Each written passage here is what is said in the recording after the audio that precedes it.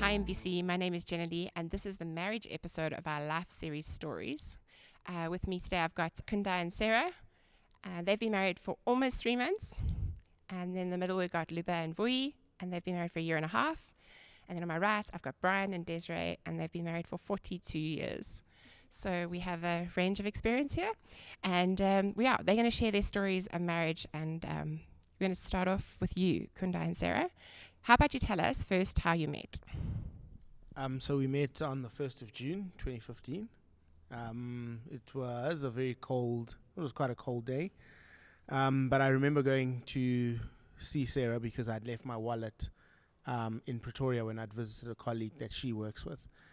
So I went along. I wore a t-shirt and shorts, so I could show off my nice calves. I took a box of chocolates because you never know, what you meet on the other side. And I remember we actually chatted outside. It was quite cold. She didn't even let me in the house or offer tea or anything. But, to say thank you, I gave her a box of chocolates. But after that chat, I just felt a sense of, this is a very, very good person. This could be something that is really good. Okay. So you had a bit of an expectation going, being armed with a box of chocolates? No, the box of chocolates was actually just to say thanks. but it's always good to be prepared. Okay.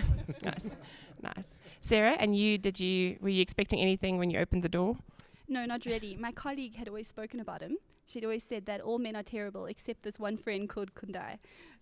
But I don't know, I still hadn't put two and two together. But in this conversation that we had in the freezing cold outside, we spoke about how we both love games and board games. So I invited him to join my pub quiz team. And the rest is history. Awesome. Lupa and Vui, do you want to share your story? Yeah, okay, I'll go. So we met on campus. We went to UCT together. We met at a shuttle stop. It was very random, nothing romantic about it at all. I was jogging, and he was with a friend that I knew. So the friend kind of stopped me and said, "Hi, you run a lot. This is my friend Luba." And it was honestly blip in my radar. "Hi, Luba," and then that was that. But then we became friends after that when he started dining at my res. And then we were friends for a while, and for a long time there was nothing even. He would actually tell me about how he was looking for a girl, and the girls at church were bored. And I'd kind of encourage him to, look maybe at other churches and be more social and whatever. But then, I don't know, God kind of turned the lights on us one day. I don't even remember when, and we were kind of let's adopt a fish. And so that was literally the first thing that we did together that kind of tipped our relationship over. We bought a fish and we kept it together as a pet. We named it Aldo, I think. Aldo. Yeah. Lupa, was there a strategy in dining at her res? Not really. It was coincidence. I just ended up there. Nothing. See, I'm checking with all the guys and each time their reasoning. Brian and Des, more than 42 years ago, you guys met. How did that come about? Yeah, Brian was dating the girl next door. And I used There's a strategy. I was 15 and I had a brother who was a year old. So I would go visit my friend and take my little brother along and just keep an eye on him. And then when did he become your boyfriend? A year later. It was about a year later. Huh? Yeah, it was at my birthday, 18th birthday. And what was your picture of marriage? So it was your 18th birthday, so you were quite young, but then before you got married, I'm going to address this question to each of you, but starting with you guys, what did you picture marriage to be? I always wanted to be married. I didn't have an idea of what marriage was because with no bad intent of my mom, she divorced my father when I was 2, which was a good thing for us. So out of that, I just thought I always wanted to be married and wanted to be committed. This was an interruption when I was trying to with the other girl, but when she came along, we started dating, and that's how it got into being a commitment. And we had a very clear intention of a while. After a while, I think after about 9 months, we were serious. Going through the army and that, then we started planning the wedding already without even telling the parents. And so she'd hardly finished matric, and then we got married shortly after that. Des, did you have a picture of marriage? Yeah, To me, marriage was a lifetime commitment. It wasn't something you just did, and if it didn't work out, you gave up on it. So, yeah, we were committed. Yeah. My grandparents had been married for 67 years, and I always said that was something to aim for. That's awesome. Vui, Luba, do you want to tell me what your picture of marriage was before you got married? I think for me, it was purely based on my parents. And so I had this idea that it's this wonderful thing, which it is, where you don't fight, you don't disagree, you're always on the same page, and everything just works. So yeah, I was, it's like, I want this. This is something great, and it's something I want for my life, and I would desire for anyone. So that was me before. So my ideas of marriage were formed, so like him, from family and my parents especially, but also from movies. Like, I think as a teen girl, you watch a lot of Hollywood and you kind of consume all the messages. So for me, it was the rosy picture and also like the end, because in movies, it was kind of like the last thing in the movie. They get married and they're happily ever after, so you don't really know what happens afterwards. So for me, my idea of marriage was, it was going to be the end. First of all, the end of my life living as a single, free person. And it was going to be rosy and perfect, and he was going to make me happy and fulfill me, and all the things that I think maybe there's a true version of, but not quite what I experienced when we actually did get married. Yeah, do you maybe want to elaborate on that before we move on? Tell me how that's shifted, both of you, how that's shifted since being married, or how it stayed the same. Okay. I mean, the part that stayed the same is that it was definitely a happy time. When we got married, we were really, really happy. I mean, the first year especially was the best for us. But the things that kind of got clarified was the getting to know each other is a journey. It's really not that you meet this person and they're the one, and they know you and they know how to deal with you, and it's a process. You learn about each other as you end the marriage, and also the end part of it was something also that got kind of demystified for me, because Luba wanted to get married quite early on when we met, and I was like, no, I still need to do this for my parents. I still need to buy a car. I need to. So in my mind, I was going to be the successful person and then get married. But with his help and also with God, I kind of got to accept the message of marriage being a part of my life and not the end of my life. And I think as a married kind of modern woman, there's a lot of that kind of gets peddled, that if you're a successful person, then marriage is for later. But God's idea was that for us, that we would journey through succeeding together as a married couple. Awesome. Yeah, I think it's just on top of that is I think I've lost my chain of thought. Yeah, I think looking back, you obviously can't really.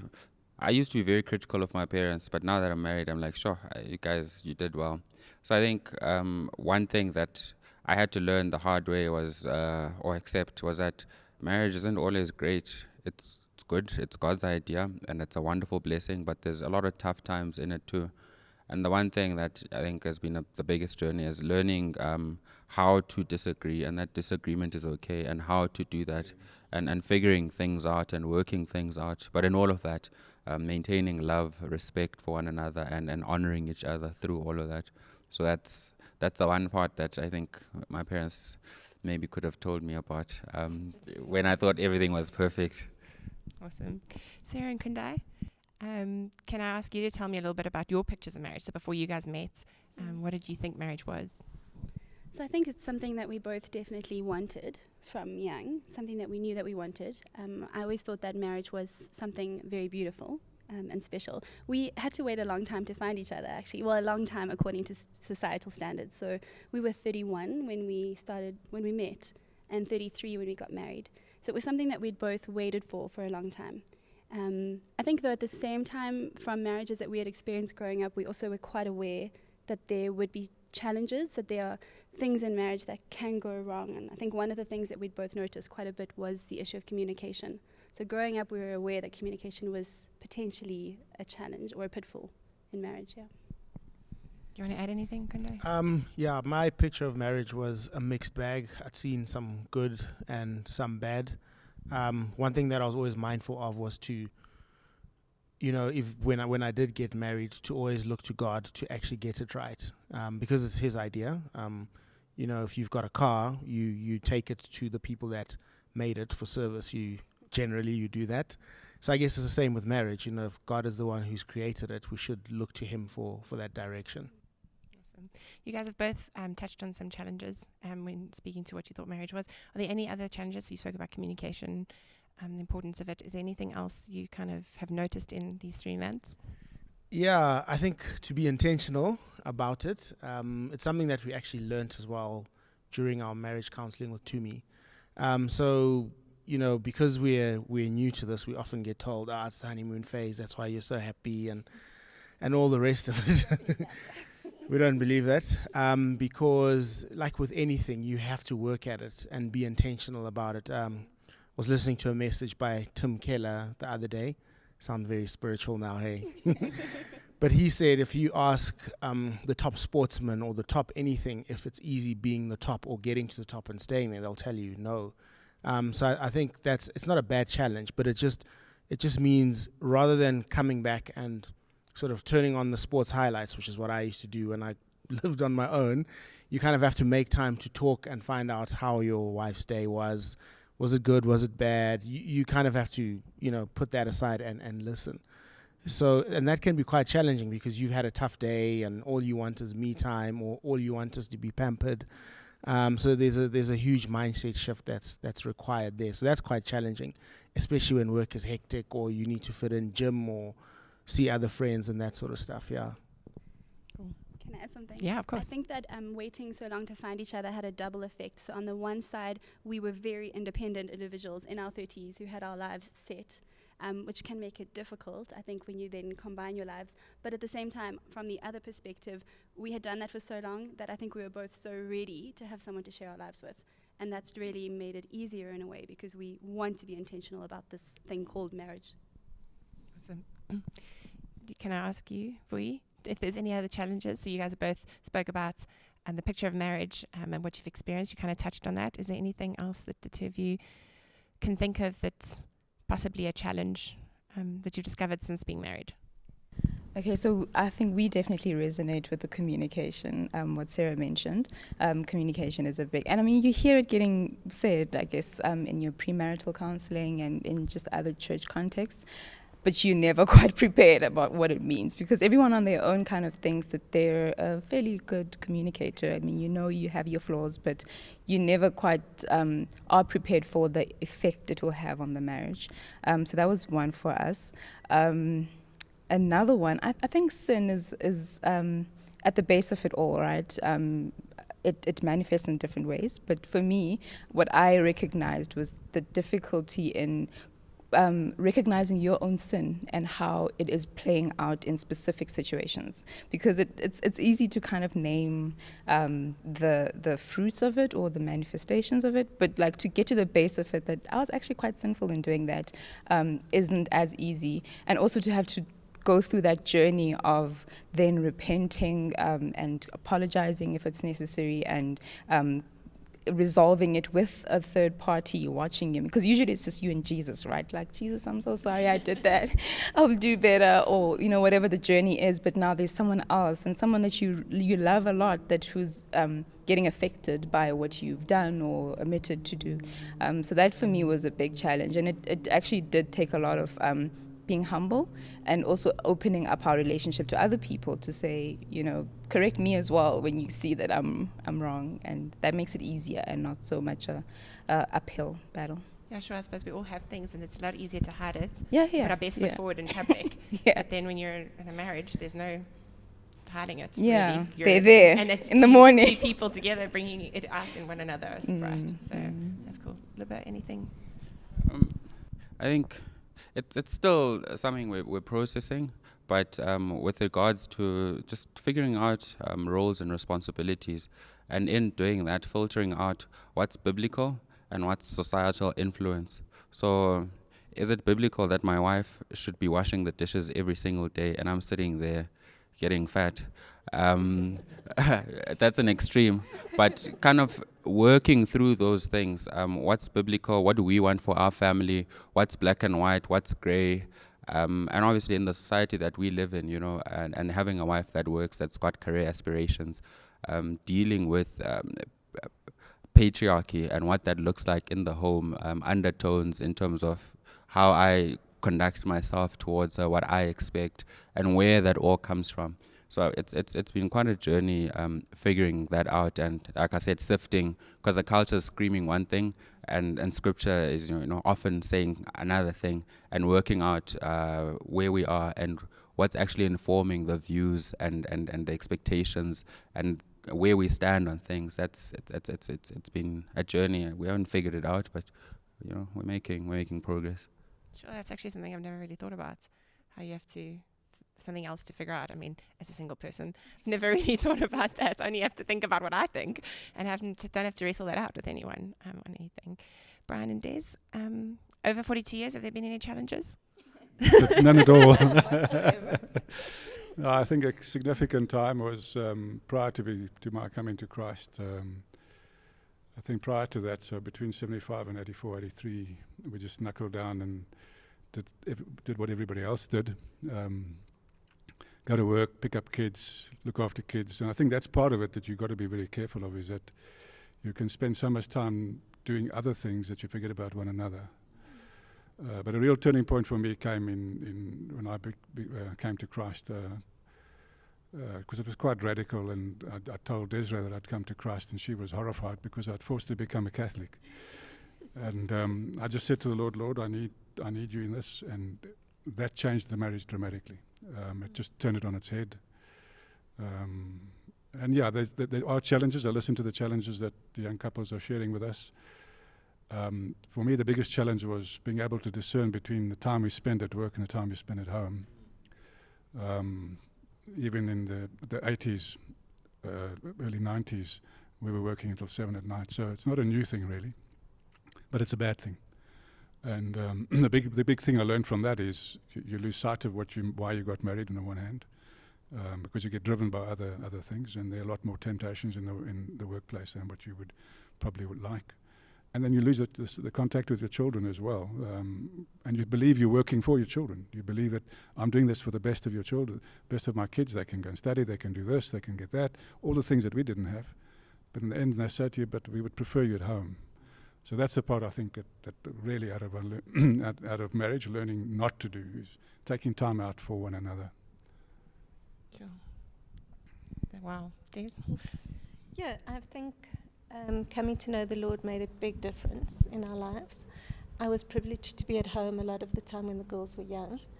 And I also think not taking each other for granted, just making an effort when you've been at home the whole day and your husband's been with all the dolly birds at work, to let him come home and not find you in your tracksuit and just sloughing about, but just to make an effort and to have a meal and keep the house tidy and sort of have peace in the home.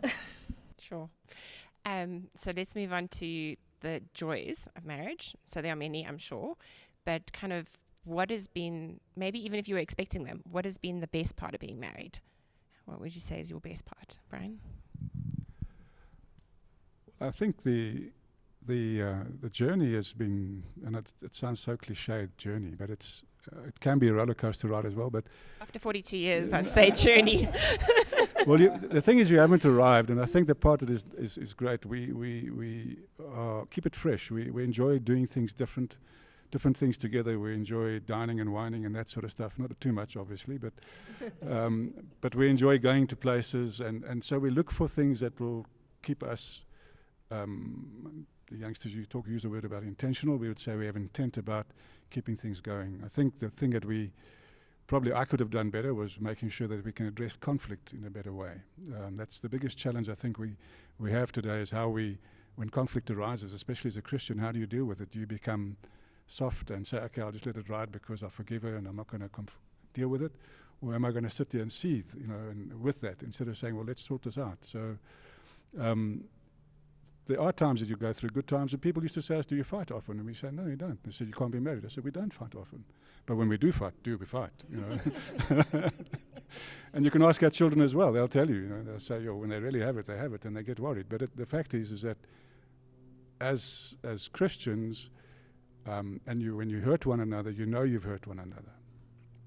And I think coming back to what we really said is that you sin because you're sitting here feeling self-righteous and you're not doing anything about it, but you know that you're the cause of it, and you don't want to say sorry. And I'm a bad one for that. I don't say sorry easy, but next morning I've forgotten about it. So I'm not saying it's a good thing, I'm just saying that's me. And Des has gotten used to that. So the Bible says don't let the sun go down on your anger, but unfortunately for me it did often, you know. Not so much anymore now. So, so what I'm saying is it's been a lovely time. It's been a blessed time. When people try in the modern world, try and put marriage down, I just stand up for it straight away. And most times they will have been divorced. They will have seen bad marriages, and they have good reason to say that. But I'll say you don't understand what marriage is really about, because it is really a good gift that God has given us. So I enjoy it. We enjoy it. We look forward to it. We may be what people call older folk, but we have a ball, you know. So. Do you have any specific joys you want to share? I think we just, Brian's my soulmate. You know, I couldn't imagine life without him, especially after 42 years. And I think we've reached a stage where we're comfortable, but we're also still willing to work on it. I'm going to move on to Vuyi and Luba. The best part of being married. I think Brian touched on something, that elusive work-life balance, if it exists. I think for me, what I've really enjoyed is companionship. After a long day with, sometimes you feel really ungrateful people or really mean people, coming home and there's someone there, you know, and yeah, just it coming from a life of a single man, coming home to an empty flat. Yeah, that, look, you know, God is good even in that, but hey. You prefer this way? Yeah, I'm happier here. Yeah, companionship. That's obviously companionship in one sense, but yeah, just someone always being there. You know, it almost, a part of it reminds me of growing up, that relationship or that sense of being nurtured and looked after, and whatever you have with your mom, having that now with someone else, and that type of friendship, like, you know, having a good conversation. I remember when you were single, you know, you didn't want a night to end because, you know, I have to go home. But now you can have the greatest of conversations, and you know this person's going nowhere, and they're there in all the highs, they're there in the lows. It's really like amazing. Maybe I'm putting you on the spot a little, Vuyi, but you told me something once about when Luba wasn't here at church, and you said you don't have to rush home. I said, why do you normally have to rush home? If you're comfortable, we can edit this out, but if you're comfortable, do you want to share? Because I love that. So when you told me that, do you want to share that? Oh, I am comfortable. Am I comfortable? I don't know. I don't know about that, babe. So the incident she's referring to was the week we were away for work, and I kind of said to her, usually we rush home for cuddle time. Yes, after church. Now you all know what we do after church. But I actually did want to mention that because for me, one of the best parts of being married is sex. And I don't know, it sometimes sounds crass to kind of discuss it, but for people who had been encouraged before we got married to wait for it, it was so fulfilling to see God's promise in that also be kind of manifested in front of us, and to really see the joy that comes with following God's law, following His word, and being faithful to Him. He was really faithful to us in return as well. And I think about that every time we have our intimate moments, that God really is faithful. He really was telling the truth in this. And it was an encouragement for me as well, for when I do talk about it to other people, that I'm speaking from a place of having seen the testimony, having seen that this really, it happens. You get the joy of enjoying it in marriage the way God intended it to be. That's awesome and encouraging. Yeah. To lots of people, so thanks for sharing. Sarah and Kundai, in your 3 months, the best part of being married? Well, the past almost 3 months have been really amazing. I think it's actually surpassed probably what we were expecting. I think we agree with you, like the companionship, having someone that you feel is completely on your team and on your side all the time, it's quite remarkable. So that's definitely something that stood out for us. Also, I guess the gaining of families. It's actually quite a miraculous thing that we have married into 2 different families that we both love each other's family, and it's quite incredible actually. And then probably fun. We have fun. The best part for me is walking in and getting handed a glass of my favorite drink, Amarula, as I arrive home after a tough day at the office. I like that, but the companionship as well, knowing that you've got someone who's 100% got your back. They don't doubt you, they support you. All the stuff that has made these 2 stick together for 42 years. We are on that journey, but I mean, there is a lot of good things, but the companionship definitely is a huge one. Yeah, it definitely sticks out, having that person that also makes you better. I think that was one of my big learnings, was actually, it's kind of time to pull up your socks. Here's a really great person, so you can't sort of just drag yourself around. You have to be better. So I've become a lot more intentional about reading the Bible and understanding it better, so that when we talk and we share, I've got something to say. So yeah, that's some of the things that are good about marriage. Awesome. Well, I've got you guys there. I'm going to end off with the last question, and that is, in one sentence, how would you summarize marriage now? Okay, we'll start with Sarah. We actually thought about this, and now I'm trying to remember. I think we said that for us, the word fun definitely features. It's something that we want to mark our marriage forever. The other thing that we think about is inspirational. So I guess because we got married after a lot of our friends were married, we've seen paths that our friends have walked on. And in humility, we're hoping that our marriage can be an inspiration for other people. So probably something along the lines like a fun, lifelong, inspirational marriage with God at the center. Awesome. Do you want to say something? That's it. Yeah. I thought I had You to agree say with her? something. No, you don't have to. I agree with her. Sometimes just agreeing is wise. Okay, I agree. I think, in short, it's a pity we have to qualify stuff that's actually in Scripture, but it's not a cliche. 2 becoming 1. That's what it is, and the journey of becoming, 1. There's obviously physical stuff. There's the spiritual things. There's a lot, but that journey of becoming 1 and staying 1. And growing in Christ as 1 as well, and as a family. It's I could. Yep, you said it. Awesome. Brian and Des, can we end with you? I think marriage is enriching. While many people might think it's impoverishing, but we've certainly been enriched in it. It is God's gift to mankind, and the beauty of it, because it's His gift. When you struggle, when you battle, you can invite Him into your marriage, and He does come in. I can tell you truly, He comes in and He brings on that new love, the way to adapt when things change. He is vitally important in life. So He brings that life to your marriage. So if anybody says, "Oh, you must be bored with one," no, we're not bored, because God is in our marriage. We're getting so many agreements at the end here. This is awesome. Okay, well, guys, Marriage is never boring. it's good to know. Okay, guys, well, I really appreciate you sharing. I think everyone who's listening to this right now really appreciates you guys sharing your stories and your experiences. So, yeah, thanks for being real. Thanks for being honest. And, hopefully this inspires people. This talks to people and engages in conversation. So that's what we want to do with this life series, is engage in conversation on things in life. We're a community and we journey together. So really useful to have you guys share. Thank you so much.